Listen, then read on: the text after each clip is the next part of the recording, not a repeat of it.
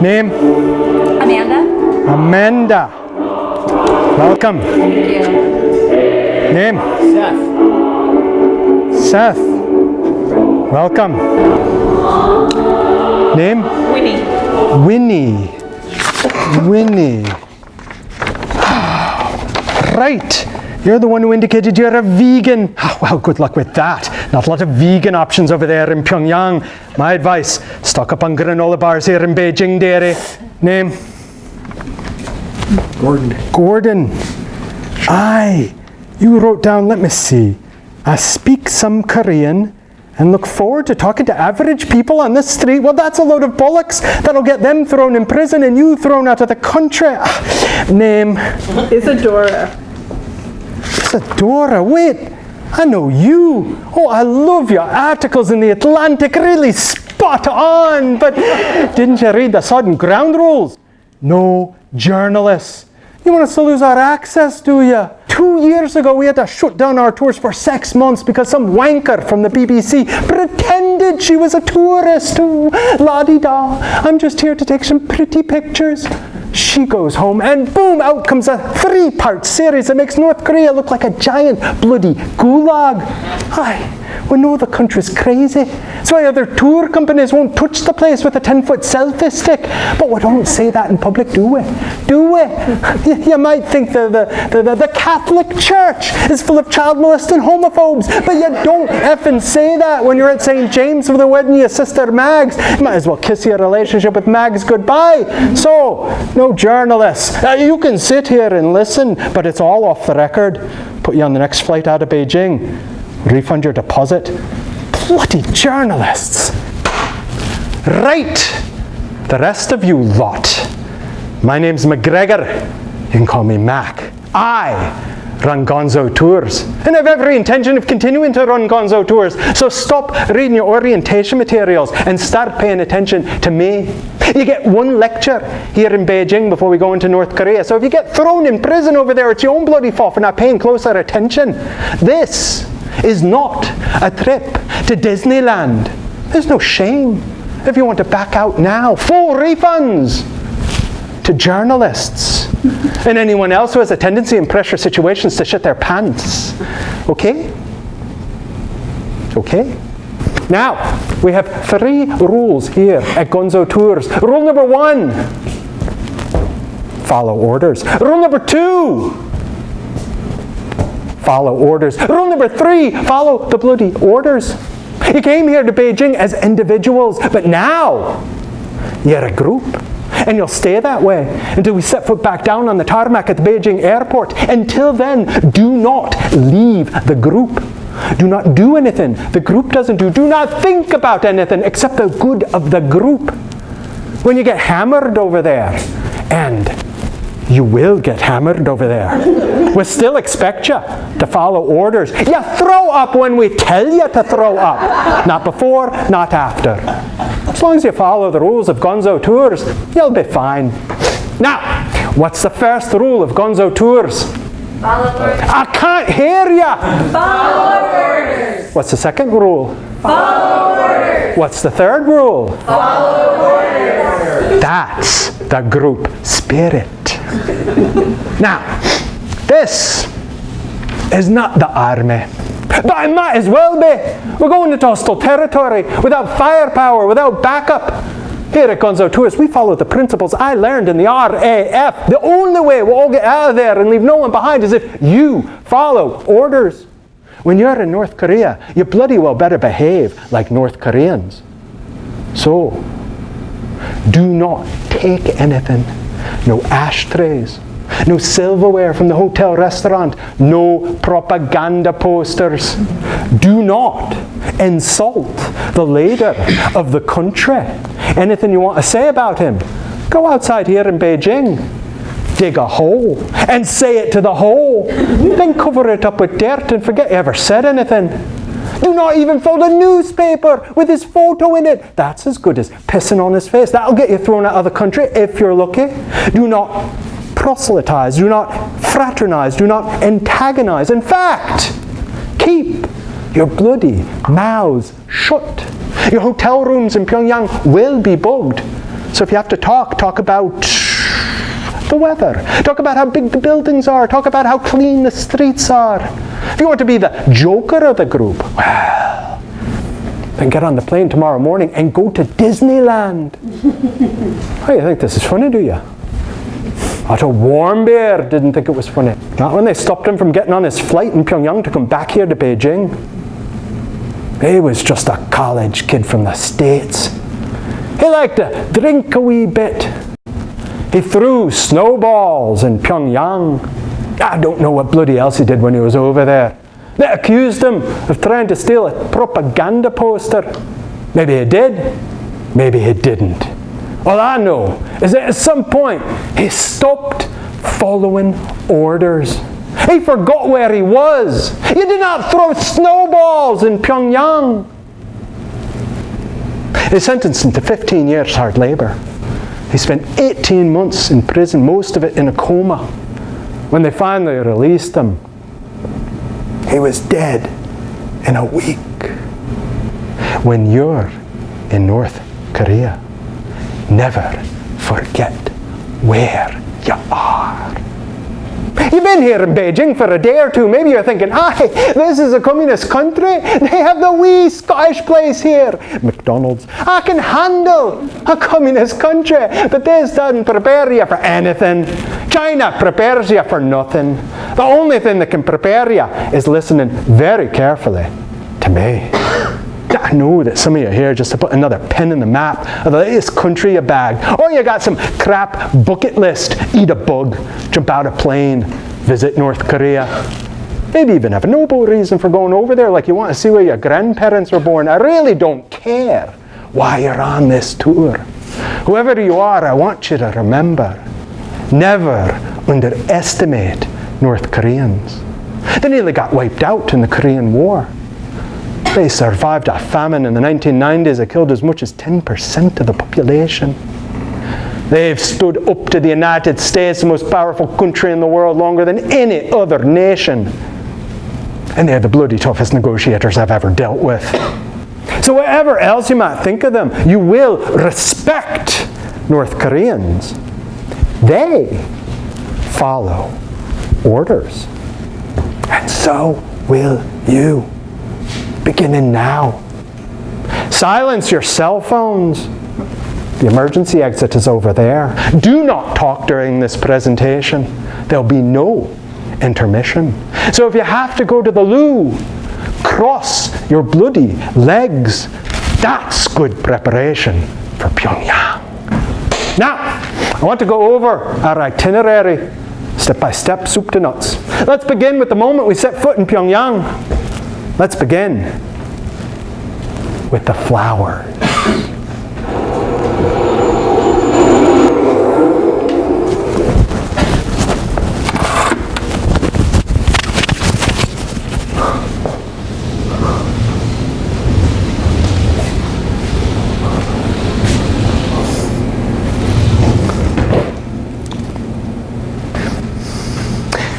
My wife Karen and I are visiting North Korea for the first time as representatives of an international peace and justice organization.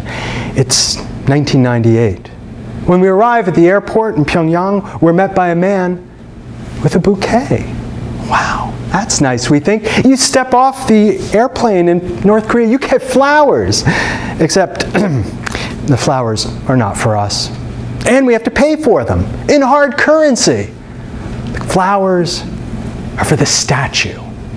Our first stop in Pyongyang, the statue of Kim Il-sung, the founder of the country. Now, we knew about the statue. We'd been briefed about the statue. We even had an argument about the statue on our way to the airport in Beijing to catch a flight to North Korea.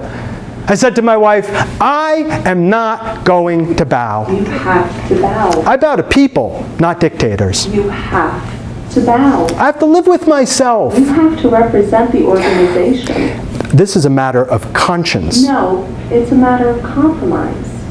It's a job. And jobs are all about compromise.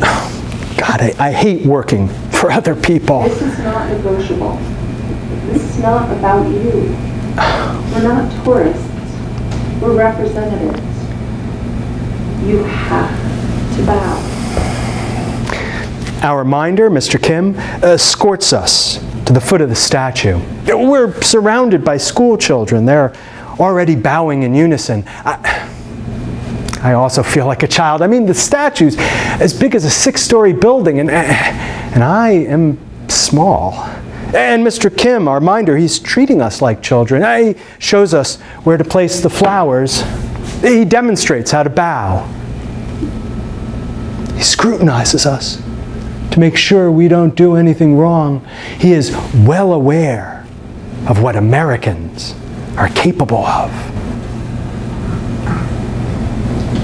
You were a murderous dictator! But I don't say this, and I don't do this. Cultural relativism is an indispensable part of our new job. Cultural relativism, however, sometimes gives me a headache. As part of our new work, my wife and I get to travel all over Asia. This is a dream job. There's something new every day. I feel like Jack in the movie Titanic when he's talking to all those snobs in the first-class dining room. I just love waking up every morning not knowing what's going to happen or who I'm going to meet or where I'm going to wind up. Stick to a plan like that, Jack, and you will wind up at the bottom of the ocean. Or, like me, in North Korea. The organization my wife and I work for is one of the few American outfits that runs actual programs inside North Korea. Our organization supplies seeds, fertilizer to several collective farms. Karn and I, meanwhile, are supposed to set up non-agricultural exchanges that help bring the United States and North Korea closer together. Easy, right? Wow. Before I took this job, I didn't speak any Korean. I'd never been to Asia before. In fact, and this is kind of embarrassing, I couldn't even locate Korea on the map.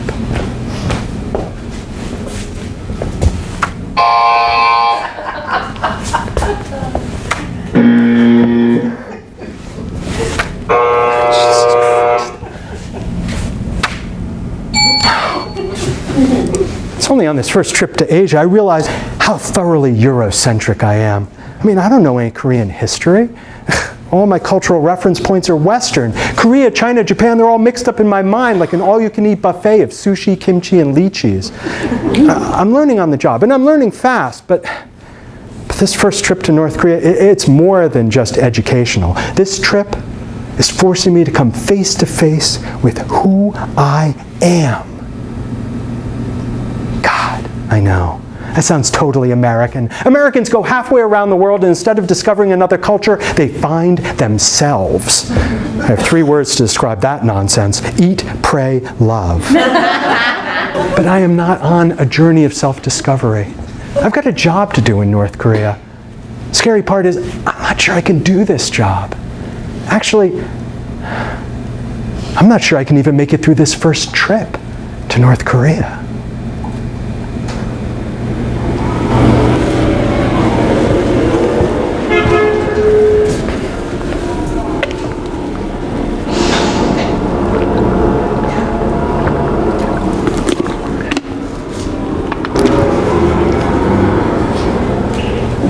Every visitor to the capital of North Korea goes on pretty much the same tour.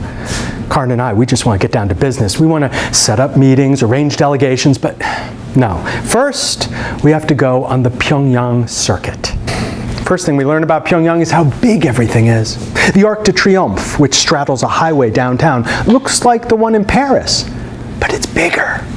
The Tower of the Juche Idea looks like the Washington Monument, but it's bigger. And then there's the mausoleum where Kim Il-sung lies embalmed. Kumsusan stretches out horizontally like a palace, and it's like Lenin's tomb, but way bigger. I mean, even the line to get in is huge, filled with hundreds of men in their finest suits and women in traditional hanboks.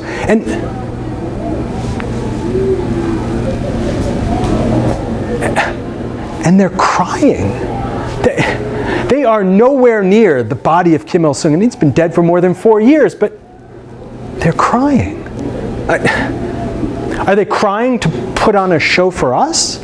Are they crying because they think that Kim Il-sung could have saved them from the famine they're currently experiencing? We don't know. We see all of these crying people as our minder, Mr. Kim, escorts us to the front of the line. Foreigners, you see, get to jump the queue.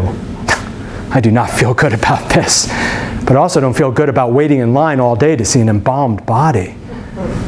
Once inside, we travel for 45 minutes along moving walkways and up and down escalators. Water-covered rollers clean our shoes, and blasts of air remove debris from our bodies. Only then are we allowed into the sacred space. Kim Il-sung is unexpectedly small. His head rests on a pillow, and people are bowing 4 times, once on each side of the glass case. My wife is looking at me. Mr. Kim is looking at me. Okay, I bowed once already. I can rationalize doing it again, but I try to get away with the barest nod possible. At one point, Mr. Kim physically moves me into a more respectful position, as if I'm the embalmed body. Everything runs smoothly at Kumsusan, which makes the mausoleum unique. Everywhere else in North Korea, electricity is scarce. Ever since the Soviet Union collapsed and China switched to hard currency trade, energy has become very expensive inside North Korea. It's one of the reasons there's a famine. The farm machinery lacks fuel and the harvest is done mostly by hand. Late at night, when we stand on our narrow hotel balcony and look out over the city, Pyongyang is dark and quiet. Maybe you've seen satellite photos of the Korean peninsula at night, with the south all lit up and the north basically a black hole. The mausoleum, however, is always bright, as if lit from inside by the spirit of Kim Il-sung. And then, suddenly, we're off the Pyongyang circuit and plunged into something completely different. We take a van to another city, to the Museum of American Atrocities committed during the Korean War, which lasted from 1950 to 1953. The exhibits show American soldiers shooting, bayoneting, bombing. Fighting alongside those soldiers are plenty of soldiers from other countries, including South Korea, but they are not depicted. Before I took this trip, I studied up on the Korean War. So I knew about American carpet bombing, widespread use of napalm, the destruction of dams to flood farmland to disrupt harvests. But these exhibits are still shocking. The American Imperial Massacre Remembrance Museum, it's propaganda, but there's truth there as well. Outside, there's a ruin of a low structure. It's a former air raid shelter, our guide tells us. Please, she says, follow me. Let's go inside. It is October 1950, the first year of the Korean War. U.S. soldiers led 900 residents, including 300 women and children, into this small shelter. Imagine what this must have been like. The fear, the crowding, the children crying. They were there for 3 days. Imagine the hunger, the thirst, the desperation. Now close your eyes. Yes, please, close your eyes. It's nighttime. You hear something. It is a liquid sound. You are excited. It's been 3 days. You are desperate for water. Maybe this is it. Maybe this is salvation. But then the smell hits you. It is not water. It smells like gasoline. And then the sound of a match being struck. Imagine the heat. Imagine the death.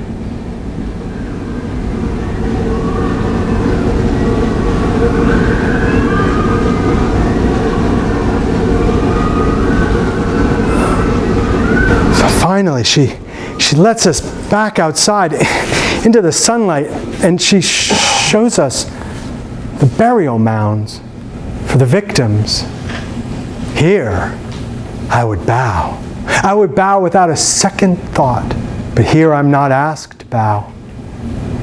So I can only bow my head in shame.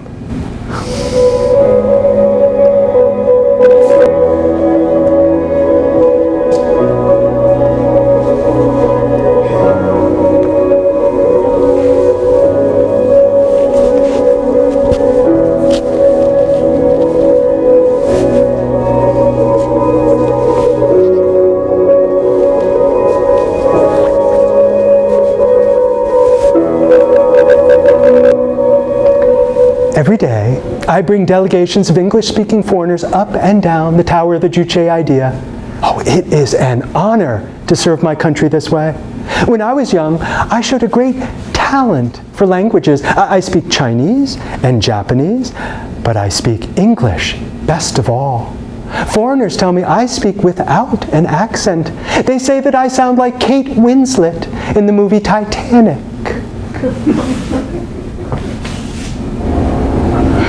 It was everything. It was my whole world and all the people in it, and the inertia of my life plunging ahead and me powerless to stop it.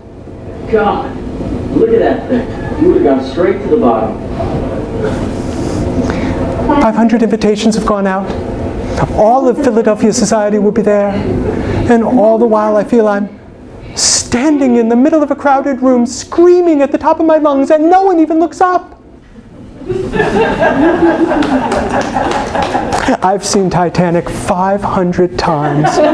I love Kate Winslet. Oh, I can recite all of her lines. She is an English actress, not an American.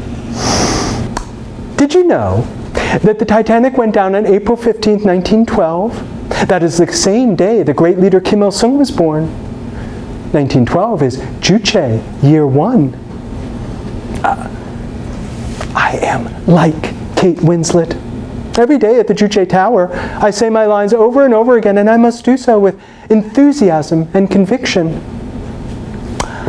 I once thought I'd become an actress. When I was young, I won a competition, Best Portrayal of the Lead Character in The Flower Girl, the immortal drama by great leader Kim Il-sung. But my talents have led me elsewhere. They have led me here. The Tower of the Juche idea is 170 meters tall. That is 560 feet. The Washington Monument is only 555 feet. The Tower of the Juche idea is the largest granite monument in the world. It was built to commemorate the 70th birthday of great leader Kim Il-sung. It contains 25,550 blocks. That is one block for every day in the life of the great leader. Here along the base are 82 friendship plaques sent by Juche study groups from around the world. I say this 10 times a day, sometimes 15 if there are many delegations. Oh, I meet many foreigners, sometimes even Americans. Americans are polite, but I do not like them. Americans did terrible things to our country. They never apologize, and they continue to threaten us today. Americans have big snouts and lots of hair. Really, they look just like wolves. If not for our courageous soldiers, Americans would tear off their clothes and devour us whole. We bring Americans to this country to demonstrate that we are not afraid. On the elevator to the top of the Juche Tower, I explain what Juche means. Juche is great leader Kim Il-sung's brilliant, original, and revolutionary contribution to national and international thought. According to Juche thought, the individual is the master of his destiny, and the Korean masses act as the masters of the revolution under the guidance of great leader Kim Il-sung. Juche means self-reliance, national self-reliance. Only by becoming a strong and self-reliant country can we achieve true socialism. Urishik, Sawejui, our style socialism. That is the gift of great leader Kim Il-sung. He is the sun in the sky, and Juche is his sunshine. But now, I will tell you what Juche really means. Juche means no compromise. Thanks to Juche, I am the wildest dream of my ancestors. and probably the worst nightmare of yours.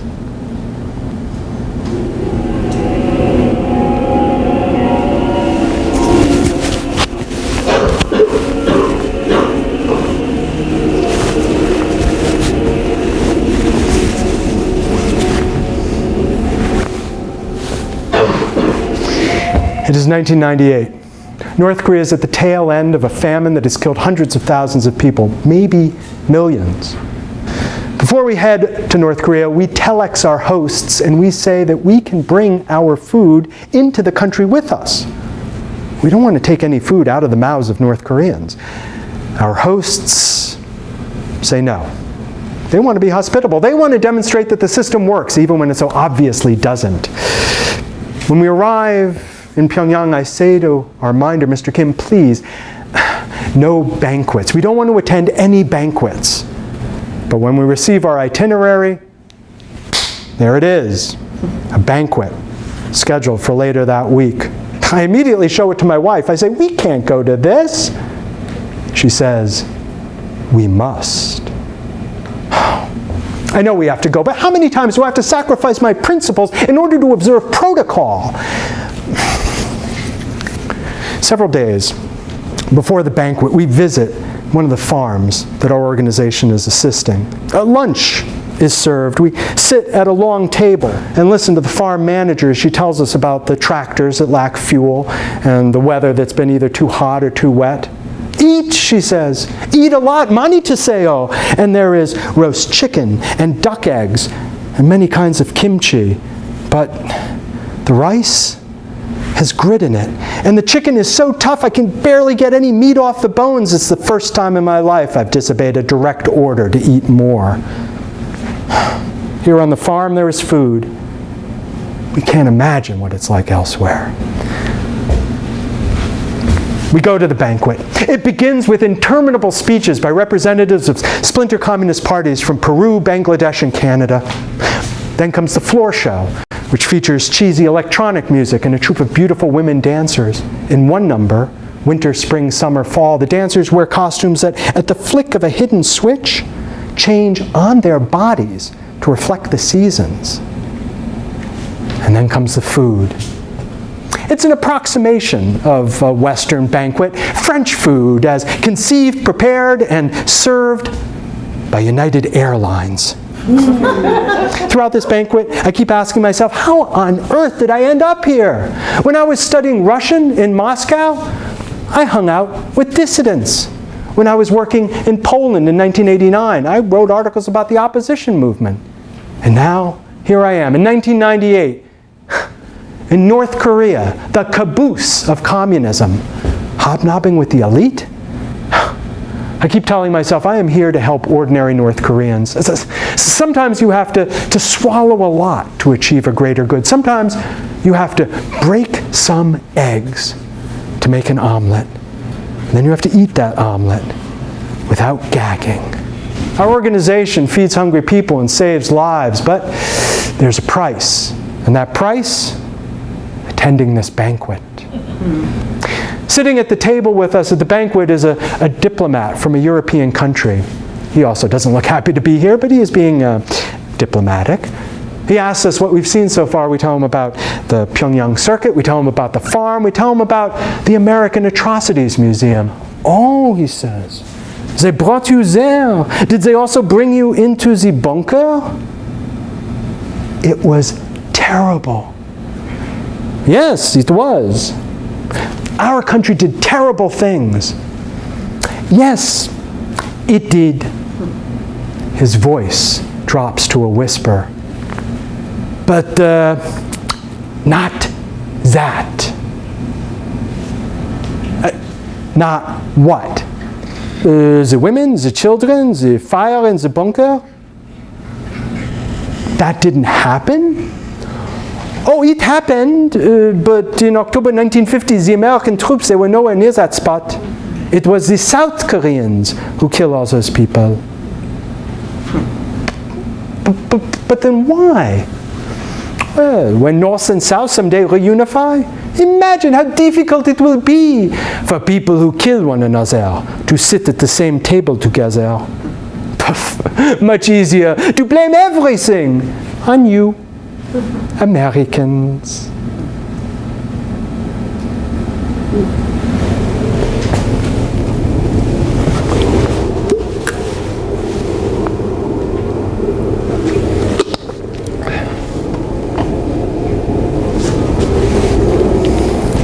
My wife and I lived and studied in communist countries, and we thought we were prepared for North Korea. We are not prepared.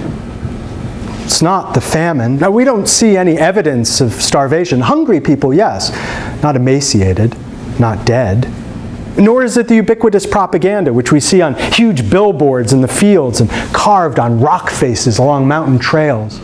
Our guides and government officials, they recite this nonsense endlessly, but you can get used to anything if it's repeated enough times. We can even handle the package nature of our tour.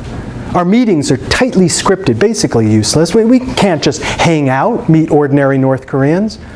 Our minder, Mr. Kim, accompanies us everywhere. Mr. Kim speaks fluent, idiomatic English. He'd worked for several years at the New York mission to the UN, and that's where he developed a taste as well for deli sandwiches and corny American songs like You Are My Sunshine. Mr. Kim wears power ties, looks like an ambitious stockbroker. He's invariably pleasant, but sometimes I see a steelier side, like when his fingers dug into my arms as he moved me into a more respectful position at the mausoleum. We can handle all of this. What we can't handle is the total surveillance. We suspect that our hotel room in Pyongyang is bugged, so we don't say anything of significance there. We compensate with so many meaningful gestures that we look like a pair of third base coaches. We write things down on little scraps of paper, tear them up, flush them down the toilet. This works for a while, until it doesn't. One night, we wait up past midnight, and then we sneak out of the hotel. Nobody follows us. Mr. Kim is presumably asleep, dreaming of pastrami sandwiches at the 2nd Avenue Deli. We walk along the Podong River until we're about a mile away from the hotel. We don't see anybody. There are no street lamps. The only illumination is the Podong River, sparkling in the moonlight. When we think that we're alone, finally alone, we begin to talk, really talk. We talk about how crazy this country is. We talk about how disgusting it is to eat at a banquet in the middle of a famine. We talk about how we didn't see anybody on the roads or the fields when we went out to the farm. We talk about how we can't just talk. And we talk about Mr. Kim. How can someone who appreciates a good pastrami sandwich swallow the government's propaganda? He's just a company man. I think he is telling us in coded language that he doesn't really believe any of this mumbo jumbo. We talk, and we talk, and we talk, until we're all talked out. Then we go back to the hotel, get back into bed, and have the best night of sleep since we arrived in North Korea. The next morning, we join Mr. Kim, our minder, and the driver in the car parked outside the hotel. Get in the back seat, and we head off to the first meeting of the day. Mr. Kim is unusually quiet, but eventually he turns around and he asks, "Did you have a good night's sleep?" "Yes, thank you very much." Our first meeting of the day is at the Ministry of Health. This is a very important meeting. "Thank you very much for setting it up for us." The minister has met Americans before, Americans who have made promises that they have not kept. So I warn you, please be sincere. We do not want to hear any mumbo jumbo. We freeze. Mr. Kim has never used this expression before. We walked a mile away from the hotel. How could he? We can't know for sure if we're under total surveillance everywhere. We don't even know if the country has the technology to do this, but the lack of certainty eats away at us. What we can imagine is far worse than what we can prove.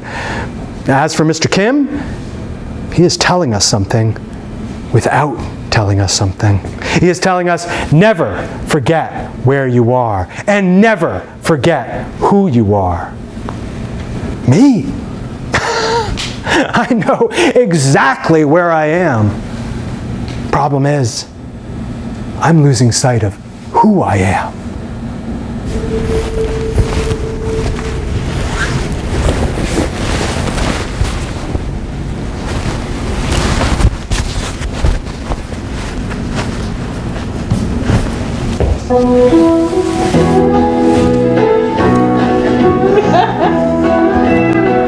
The other night, dear, as I lay sleeping, I dreamt I held you in my arms. But when I woke, dear, I was mistaken. So I hung my head and cried. You are my sunshine, my only sunshine. You make me happy when skies are gray. You'll never know, dear, how much I love you. Please don't take my sunshine away.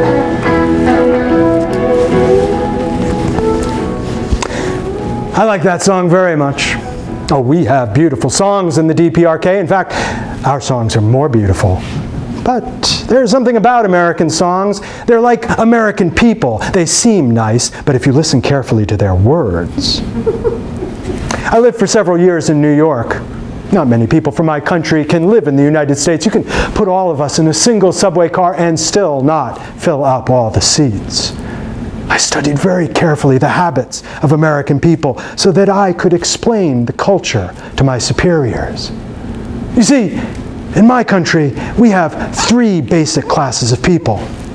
In the core class are people like me, people who are allowed to visit other countries. Then there is the wavering class, people who might be tempted by the seductions of imperialists. And then there is the hostile class, children of people who collaborated with the Japanese or owned factories or fought against our glorious revolution. Core, wavering, hostile. There are 3 basic classes of people in the United States: working class, middle class, wealthy. But when I try to tell my superiors that these 3 classes do not explain everything about American culture, they look confused. They say, we have 3 classes, they have 3 classes. What more is there? So I tell them about Baskin-Robbins. There are 31 different flavors of ice cream at Baskin-Robbins. I memorized them all. Banana nut fudge, coffee candy, Rocky Road. I can't even translate all of these into Korean. Rocky Road? That sounds like our arduous march. But chocolate ice cream with lots of things in it has nothing to do with a period of hunger and struggle. When I tell my superiors about Baskin-Robbins, they throw their hands in the air. They say, we have chocolate ice cream, we have vanilla ice cream, we have berry ice cream. What more could we possibly want? It was nice to have that variety for a while when I lived in New York. But after a time, I didn't want to have to choose anymore between banana nut fudge and coffee candy. I just wanted a simpler life. I just wanted to go home. It is better to be a wolf than a dog, even if the dog is better fed and more comfortable. You know what juche means, don't you? Oh, everyone knows what juche means. Juche is great leader Kim Il-sung's gift to the world. But do you know what the opposite of juche is? The opposite of juche is sade. During the period of the Chinese Empire, Koreans were forced to visit the imperial court and pay tribute to the Chinese emperor. The Korean word for that tribute? Sade. We never want to be in that position again. Not with anyone. In the United States and South Korea, there are many different flavors of ice cream, but they all taste the same. They all taste like sade. In my country, the ice cream tastes like juche. Juche is the ice cream we eat on a warm summer day. Juche is the sky overhead and the light that fills that sky. Everything else, just clouds that obscure the light of our great leader. Which reminds me of another American song that I like very much.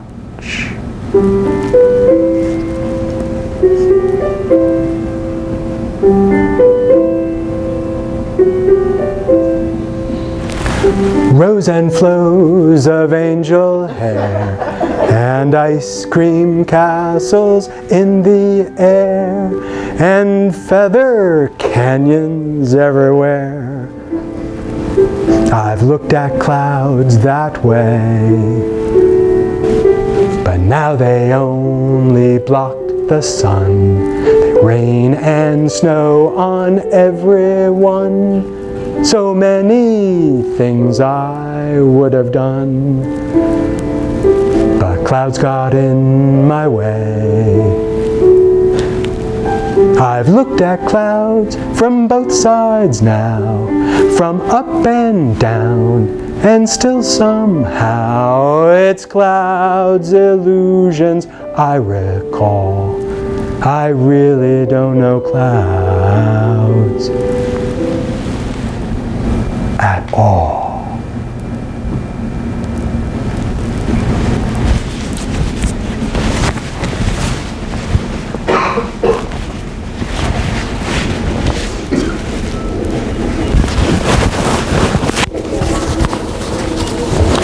My wife and I want to visit a store in North Korea, so they take us to department store number 2. There's basically nothing to buy there. A shovel, a watch. It's like a parody of a Soviet-era store. Women stand at the counters looking bored because there are no customers. If you want to buy something in Pyongyang, you go to the Tongyil market. Tongyil means reunification. You can get anything you want at the Tongyil market. During the famine years, when the government's food distribution system collapsed, North Koreans became dependent on private markets like Tongyil, or they died. We ask Mr. Kim to take us to the Tongyil market. That would be difficult. We have space right here this afternoon on our schedule. It will be closed then. What about tomorrow morning, right here? Your driver will be on break then. They don't take us to the Tongyil market. They take us where we don't want to go and refuse to take us where we do. I'm tempted to just sneak out of the hotel and go to the Tongyil market by myself. So I write this down on a note, show it to my wife. She shakes her head. So I write another note. She shakes her head. So I write another note. She writes a note back.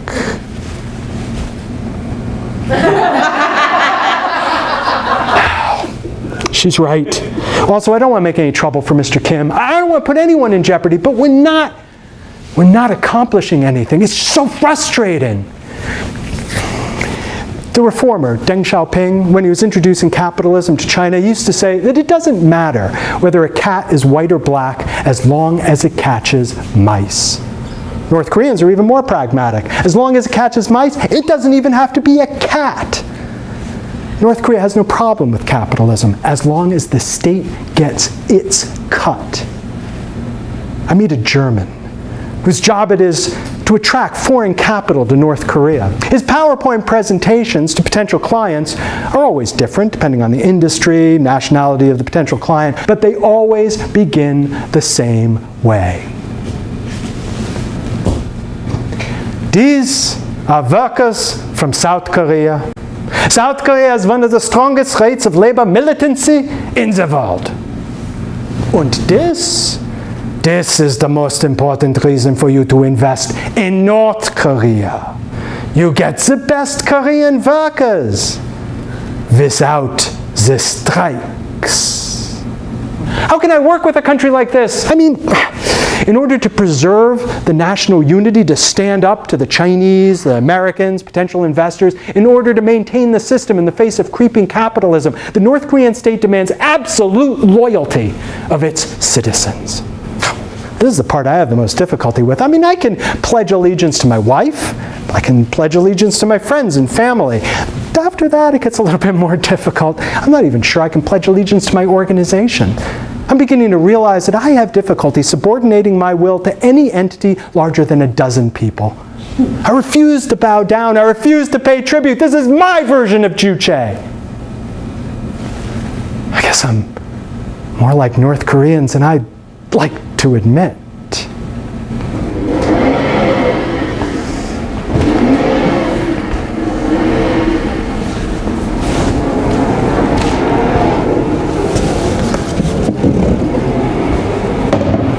남조선에서는 자동차들이 뿐만 아니라 cars here in North Korea. If I could just get behind the wheel of one of those top models in South Korea, drive it up and down the highway for an hour. When I saw those cars in one of their movies, I knew our propaganda was bullshit. They're way ahead of us in South Korea. Hell, they're way ahead of us in China. My cousin, he goes back and forth across the Yalu River. That's how I got my DVD player and all those movies. I remember when I was a kid, the Chinese used to escape to here to get away from the craziness of their cultural revolution. China was the third world. Now, we're the third world. Look, I'm just a driver. I do what I'm told. I follow orders. I keep my head down. I don't talk unless I have to. But I got eyes. I can see. If I didn't have this job, my family would be dead. Arduous march, arduous. Dead people can't march. I get to eat at the restaurants where we take foreign guests and government officials. That's how my family survives. On scraps, like dogs. We end up eating a lot of cold noodles, because that's where we bring our guests, to Ongyuguan, best cold noodle restaurant in the country. People from the south, they love our cold noodles. We make the best cold noodles in the world. I hear that the only people from up here who can make it down there in South Korea are the ones who open up cold noodle restaurants. The only thing of value that they bring with them when they leave here and go down south, their grandmother's cold noodle recipe. Everybody else who ends up down there, treated like a second-class citizen. Some people get so fed up they want to come back here, that's what I heard. Me, I could go to China. I could go to South Korea. My grandmother made really good cold noodles. I could go to South Korea, buy a car, drive it as much as I want. But that's all I'd have. Car. Really nice car, but just a car. South Korea is a cold, cold place. They just don't care about people down there. And the cold noodles? Bah! We make them better here. I'm not going anywhere. I'd rather be a dog in my country than a wolf in somebody else's.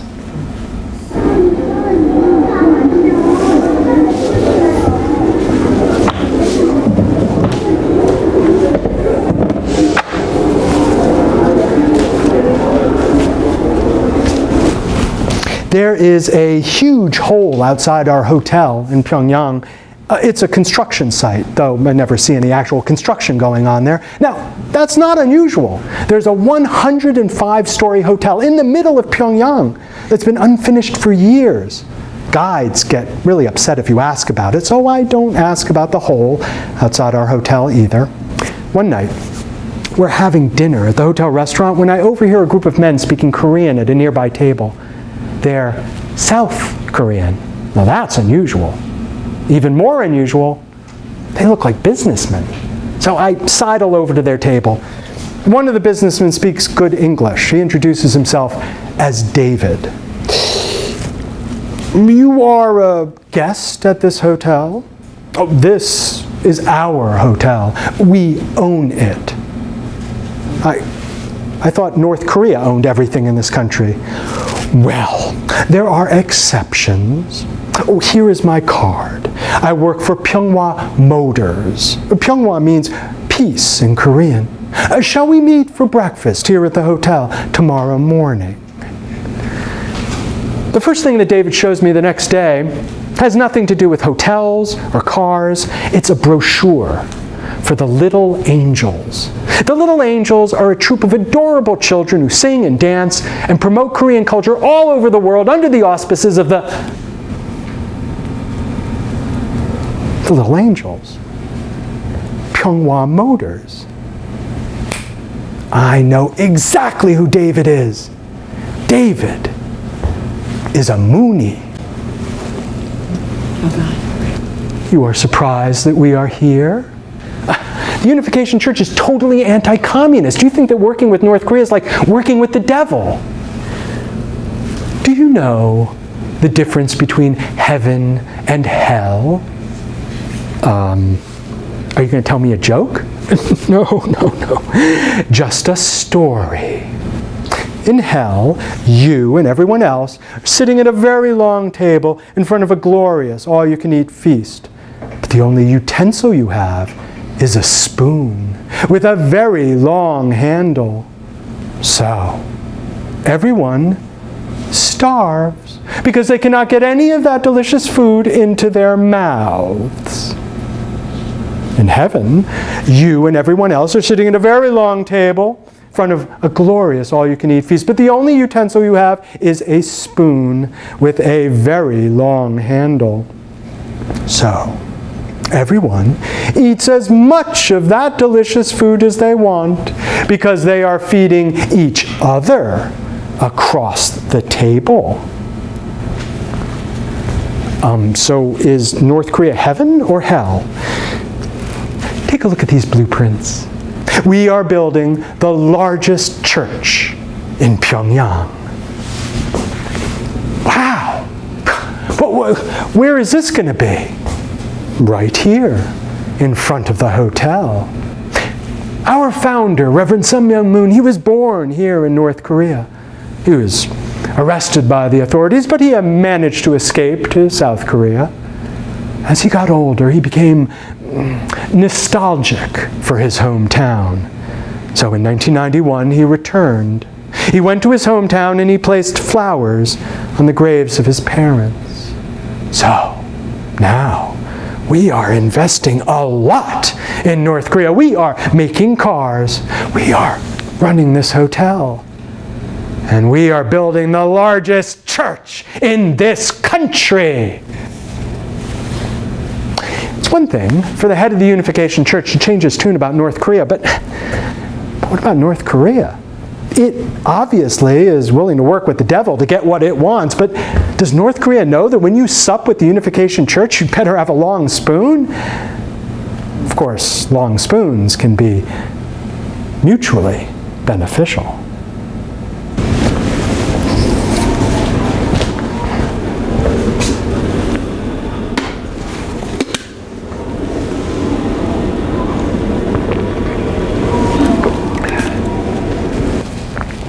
My wife and I are on a bus tour through South Korea. It's shortly after our first trip to the north. Now, in this strange mirror situation, we are visiting sites of American atrocities committed in the 1940s and 1950s, but this time in South Korea. Perpetrators were American soldiers or South Koreans with the blessing of American forces. Families shot and killed. Bodies thrown down mine shafts. I'm getting increasingly uncomfortable on this trip. I mean, the atrocities are disturbing, but that's not the issue.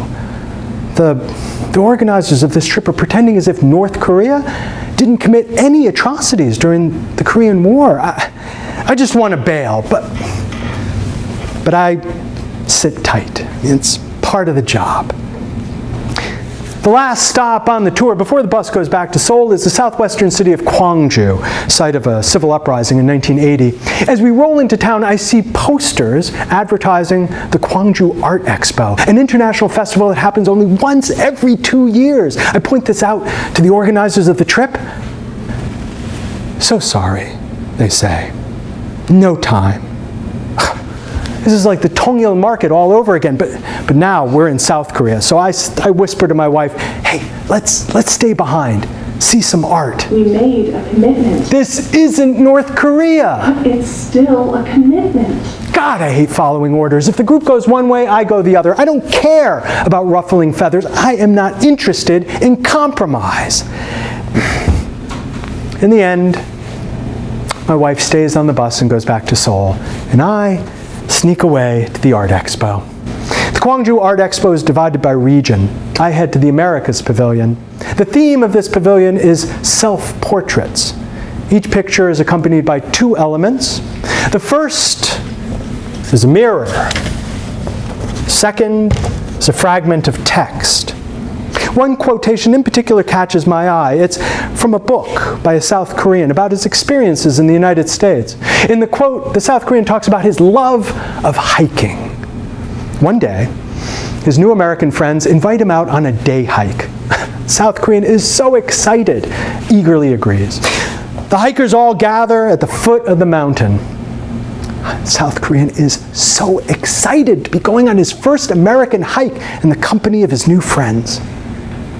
But then, one person says that she wants to hike alone on the toughest path to the top. Another says that he wants to meditate before beginning the ascent. A third has been to this mountain before and goes off to another mountain altogether. One by one, the group disappears. South Korean is shocked. In Korea, you hike together. In America, the South Korean hikes alone. I catch sight of myself in the mirror next to this quotation. This is exactly what I did. I peeled away from the group in order to do my own thing. I never thought of myself as an individualist. I mean, in the United States, I work on behalf of social justice. I support the expansion of social programs. I sing the praises of European social democracy. But here in this far-off land, I am acting like the quintessential American. Our minder, Mr. Kim, used to say that North Koreans prefer to be wolves who roam freely rather than dogs who sit at the feet of their masters. I, too, prefer to be a wolf, but here's the difference. North Koreans, like wolves, feel stronger in packs. I, on the other hand, am a lone wolf. I'd rather be on stage by myself.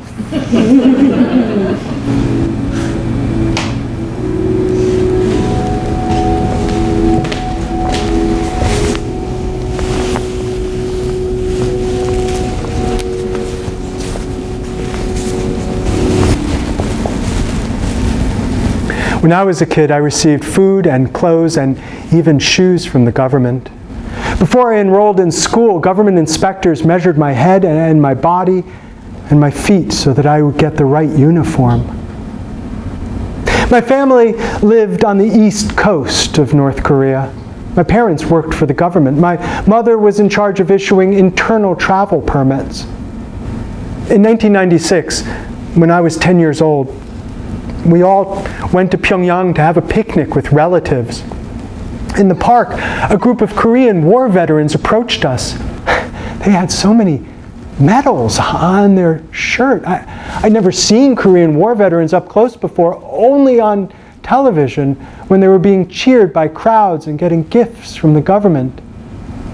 But now, they were begging us for food. That's when I knew that something was wrong. The government stopped distributing food, not just food, but necessities like toothpaste and toothbrushes. We were dependent on the government for everything, so when they stopped giving us things, well, people panicked. They were helpless.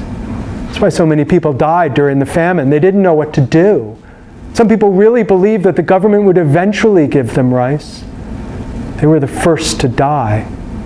They didn't understand the most important part of Juche, self-reliance. I stopped going to school. It was the only way to survive. My family, we didn't have any valuables to sell. We didn't have any skills to make things at home. Every morning, my father and I would wake up at 4 a.m. and go to the top of the mountain to cut down trees to bring to the market to sell as firewood. This took all day.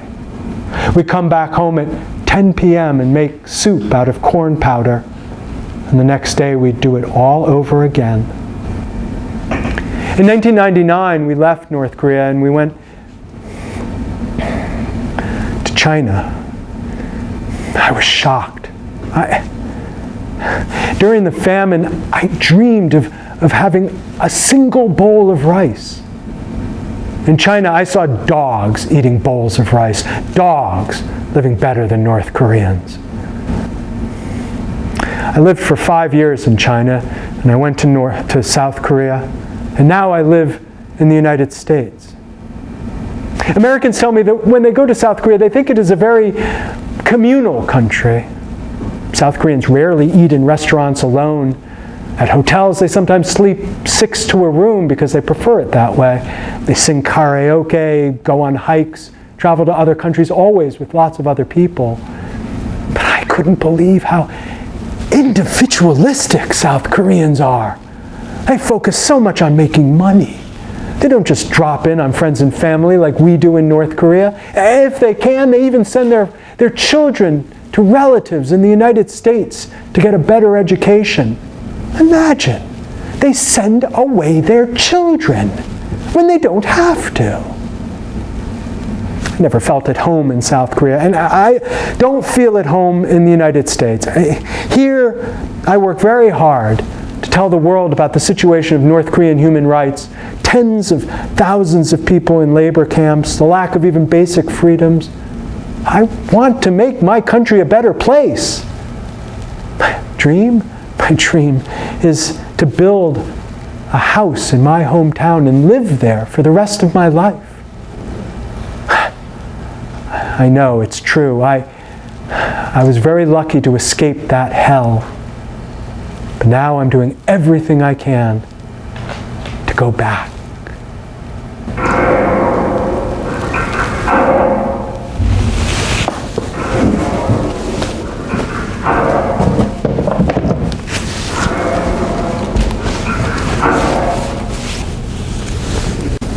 It is our last day of meetings in North Korea. I just want to leave. I just want to go to the airport, get on the plane, and fly to some halfway sensible communist country like China. I don't even want to go to these last meetings. I mean, what's the point? North Koreans are making outrageous demands. We talk about setting up a music exchange. They insist that we bring Isaac Stern, the famous violinist, to their country. We talk about doing a medical exchange on children's health, and they insist instead on cardiology. What, so we can help save the hearts of the aging elite? Our final meeting of the day is at the Institute of Architecture. Now, this is a last-minute addition to the schedule. Earlier in the week, when we were sitting in the cold, drafty lobby of the Ministry of Health, I made a casual comment to our minder, Mr. Kim. I said, you know, you could make more energy-efficient buildings. Mr. Kim is reading through documents. He barely acknowledges my comment. You wouldn't have to use so much energy to heat these buildings. You could save a lot of money. This gets Mr. Kim's attention. So now we are sitting in the Institute of Architecture. Like our other meetings, this one begins with the usual ridiculous demand. Mr. Cho, the head of the Institute, wants our help building stadiums. Stadiums! The country is falling apart because of lack of fuel and construction materials, and all Mr. Cho wants to build are stadiums to hold rallies, to glorify the leadership. This is what I want to do. I want to do what North Koreans do at meetings on human rights. I want to storm out of the room. We are not dogs. We are wolves, just like you. We don't eat whatever you put in front of us. We can walk away. But before I can execute this plan, our minder, Mr. Kim, says something in Korean to the head of the Institute, and then Mr. Kim asks me to talk about energy-efficient buildings. So I don't storm out of the room. I talk about sustainable architecture. This is a passive solar house. This is an active solar house. This is a vertical forest. You know, we could bring architects from Korea to the United States. We could show them how to make buildings that save money and energy.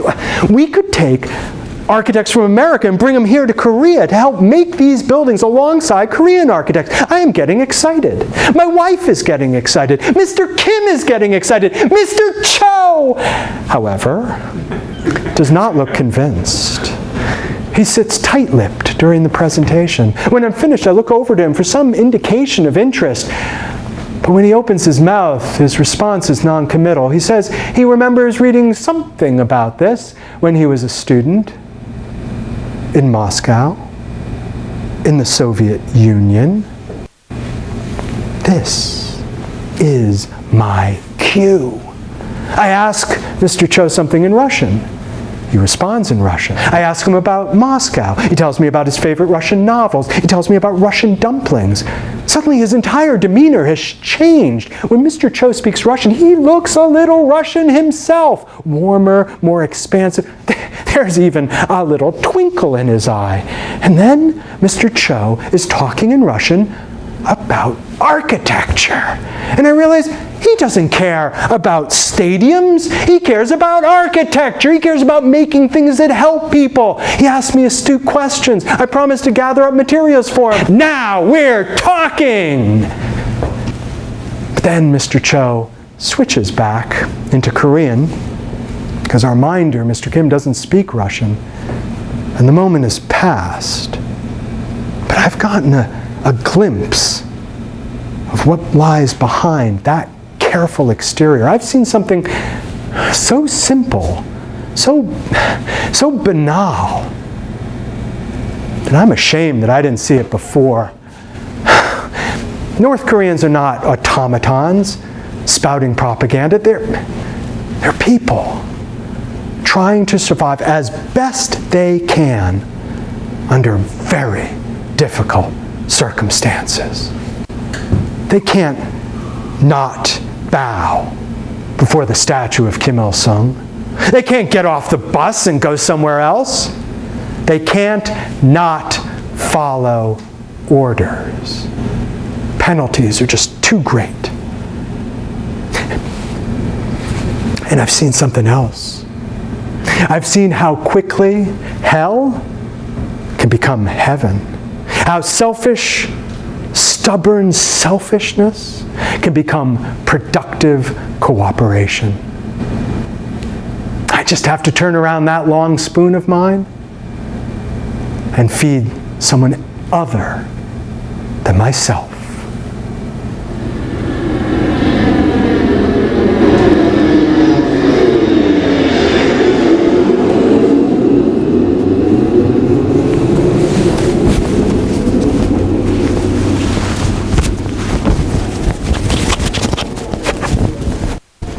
Welcome back to Beijing. Did you enjoy that Pyongyang diet of yours? You can speak as much Korean as you want now. We got rid of the reporters. But a warning to you would-be journalists. What happens in Pyongyang stays in Pyongyang. I know it can be a difficult transition coming back from North Korea. Think of yourselves as deep sea divers. You have to come up in stages, or else you get the bends. So don't go rushing off to the wee Scottish place, McDonald's. Don't take that cell phone out of your pocket to catch up on email. Let's stay together as a group just a wee bit longer. Trust me, it'll make the transition a whole lot easier.